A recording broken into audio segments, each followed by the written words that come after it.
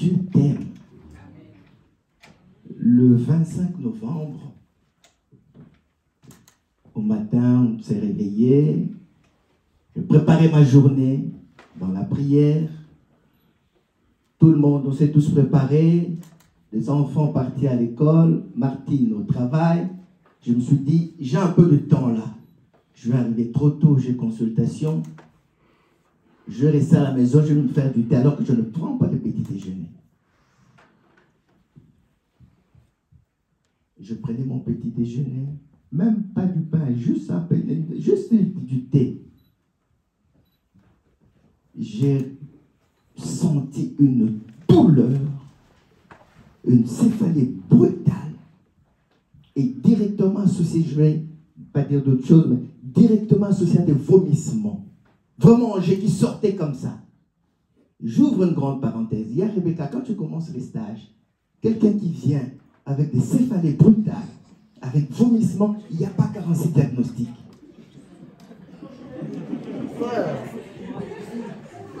Il n'y en a pas 46.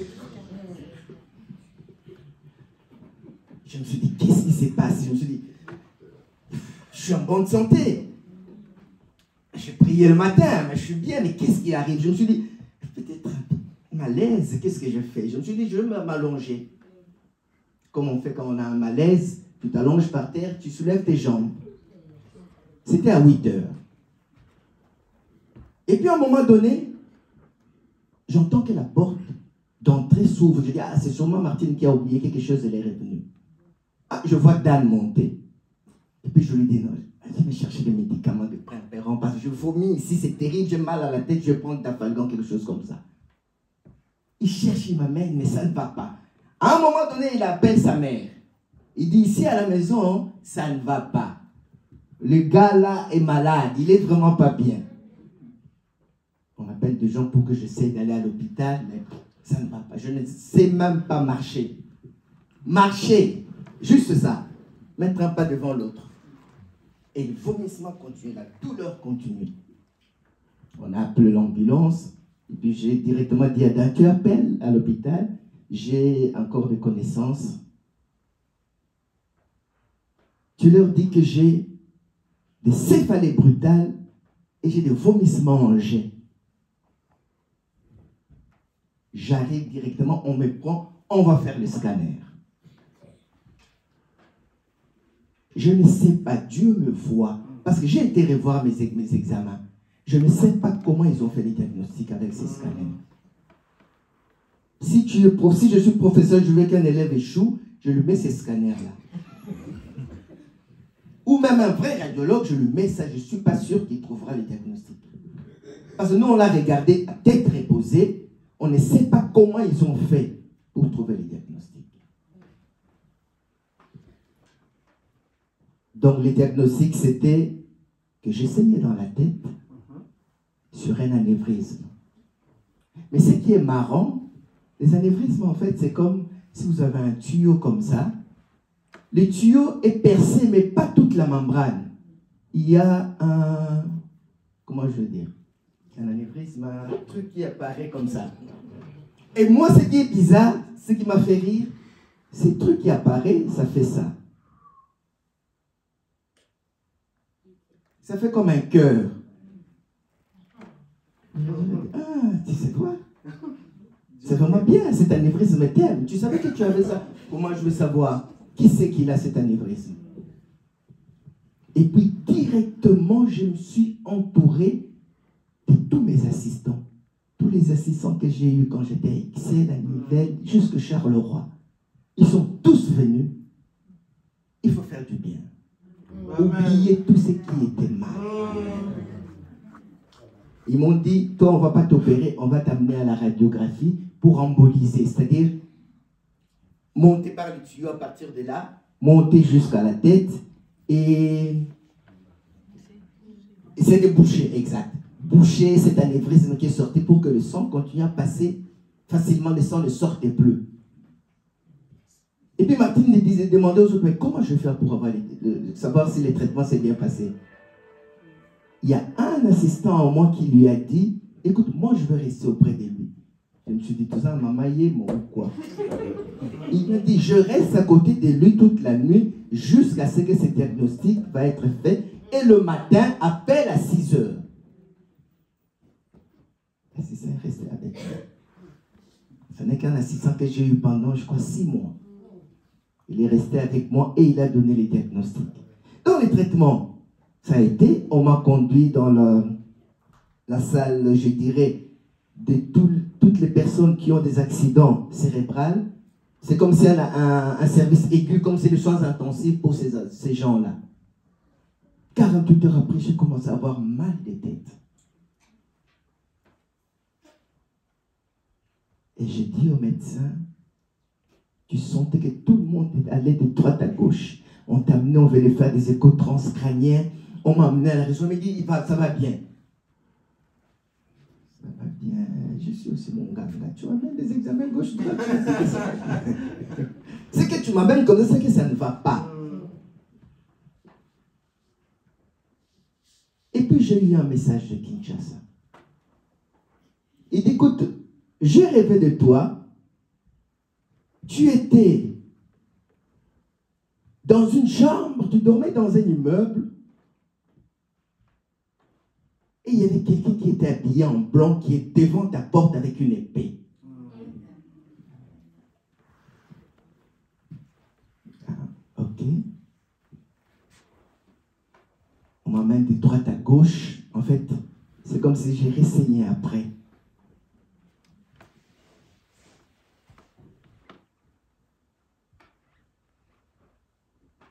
Ils sont venus, ils ont fait tous les examens, ils ont vu que tous les ventricules, tout ça a été dilaté. Donc il faut dégonfler tout ça. Donc ils défendent ponction lombaire, ils enlèvent le liquide. Mais je dis, cet homme qui était en blanc devant ma porte, je suis vraiment quelqu'un qui a une grâce vraiment particulière. Parce qu'il y a beaucoup, même des gens qui m'étaient, je sais qu'ils priaient pour moi. Je vais quand même les dire, j'avais un intercesseur qui n'est plus avec nous, qui priait pour moi.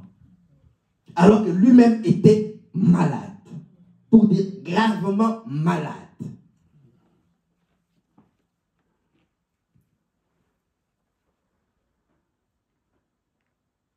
Ils ont ponctionné, ils ont évacué les liquides. Ce qui était vraiment bizarre, c'est qu'au début, c'est le liquide céphalorachidien, c'est comme de l'eau qui sort, et puis c'est du sang qui commence à sortir. Et puis tu sentais directement vraiment la douleur diminuer, tout diminuer. Et puis ça s'est arrêté. Mais c'était difficile de rester pendant 10 jours alité. L'électroencéphalogramme, c'est comme des agrafes, hein? On pince comme ça dans le cuir chevelu, en continu. L'électrocardiogramme, en continu. Prise de tension, en continu. Donc sur le dos, tu ne pouvais pas bouger. Et puis, petit à petit, comme je n'étais pas beau à voir, c'est pour ça que d'autres me disent, oui, l'ancien, vous n'avez pas dit ça, j'étais pas beau à voir. Donc, il y a quand même les Paka de Lingomba, hein? Pasteur Ali, maman, que Dieu vous bénisse, maman Marie. Il y a une Paka Lingomba aimée. Mais il y a des gens qui ont peur de voir quelqu'un qui ne va pas bien. Il y a d'autres qui sont rentrés dans ma chambre, qui sont sortis. Je pense qu'ils sont venus une fois seulement. Alors qu'il est du domaine. Il y a d'autres qui m'ont dit, écoute, je ne viendrai pas jusqu'à ce que tu vas sortir. Il y a les Tata Noli, Tata Noël, Tata Patti. Mpaka Eric est venu quand je lui ai rassuré que j'en avais plus de tuyaux.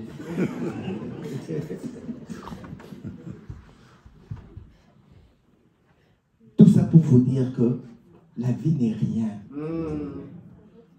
Je savais, non. Je joue au foot 2 fois par semaine. Très tard, le mercredi, de 22h à 23h, quelles heures? Et tous les samedis, on court, on se cogne, on donne des coups de tête, rien. Je me dis, mais c'est à ce moment-là que ça pouvait. Alors que c'est arrivé, quand j'étais au calme, je ne faisais rien.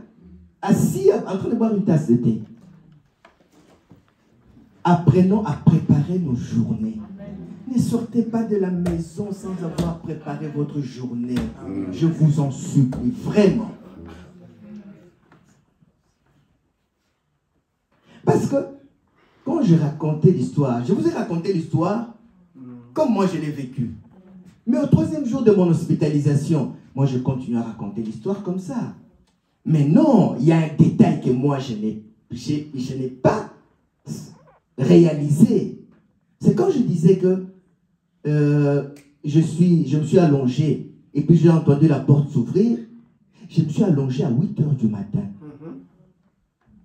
La porte s'est ouverte à 15 h. Donc pendant 7 heures, j'étais out. Je n'étais plus là. Parce que quand je disais ça, c'est Dan qui a réalisé 3 jours après. Que ce gars a dit des choses. Non, moi je suis revenu à la maison à 15 h. Et puis je me suis dit, mais non, c'est pas possible. L'hôpital ne m'a pas cherché. Et j'avais des consultations, personne ne m'a cherché, c'est pas possible.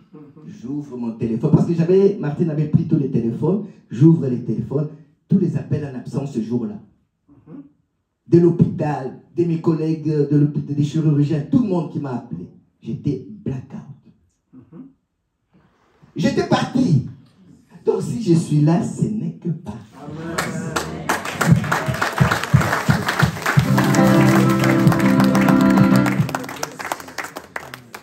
Donc apprenez à préparer vos journées. Le Seigneur nous aime. Le Seigneur nous aime. Moi, j'ai douté, j'ai vécu l'expérience. Je viens vous partager. Préparons nos journées parce qu'il est là. Que Dieu vous bénisse.